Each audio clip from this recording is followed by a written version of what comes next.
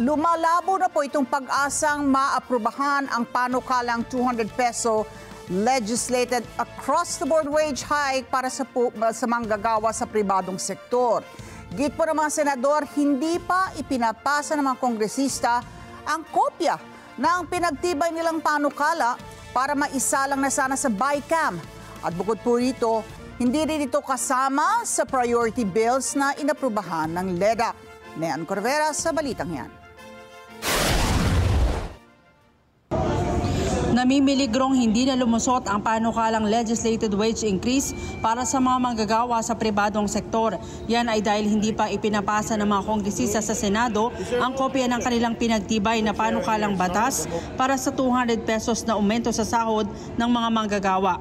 Ayon kay Senador Joel Villanueva na chairman ng Senate Committee on Labor, hindi pa nila nakikita ang detalye ng ipinasang panukalang batas ng Kamara para maisalang sana sa Bicameral Conference Committee. 200 pesos ang inaprubahang aumento ng Kamara habang 100 pesos naman sa Senado. Na kung talagang seryoso sila dun sa ipinasa na 200 wage increase, padala naman po nila dito. Kung gusto nila na ma-BICAM namin, kung gusto nila na ma-agenda namin, hindi po pwede na ang ipapadala nila yung pangalan ng mga kongresista na mga ka-BICAM namin, pero yung bill hindi namin alam kung anong laman ng bill na ipinasa nila. May mga nag-rally sa labas calling this and that for the 200 pesos wage increase, pero wala pa kaming nare-receive na formal communication from the House regarding the bill that they passed. Binanatan ni Villanueva ang mga kongresista dahil tila naging ugali nilang ipasa sa Senado ang sisi dahil last session day ipinapasa ang mga panukala. Paano ani ito aaksyonan ng Senado ngayong marami silang nakapending na trabaho?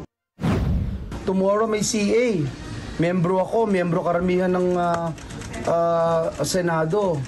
Isang buong maghapon, 100 mahigit na uniform personnel. Nandiyan pa sila Ping, ng DSUD, nandiyan pa yung ilang mga secretaries.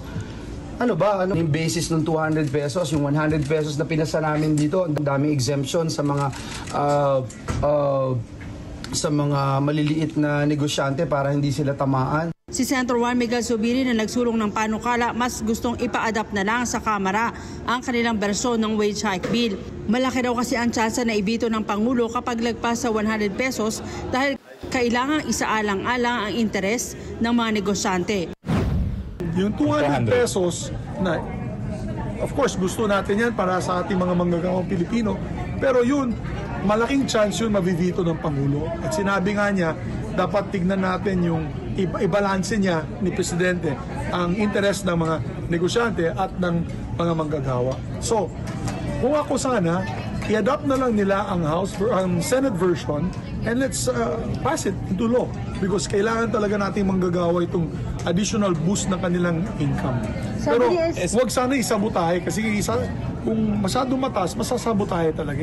Pag-amin naman ni Senate President Francis Escudero, hindi kasama ang wage hike bill sa mga priority bill na inaprubahan sa LEDAC kaya imposible itong isama sa mga prioridad na aprubahan ng dalawang kapulungan ng Kongreso.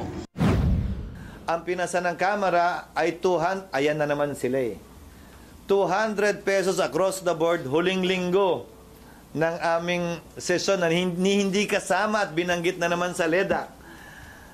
Ba't ba ang hilig-hilig nila sa mga ganyan? Narinig ko nga ang sinabi ni Congressman Franz. Sabi niya, gumaganti raw ako, kaya last day ko final dahil last day din nila final sa Senado yung impeachment.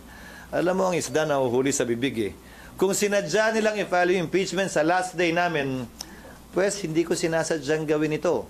Wala naman kasi sa LEDAC at hindi niya narinig yung mga panukalang batas na kailangan naming ihabol. Nean Corvera para sa Mata ng Agila, matatag, matapang, matapat.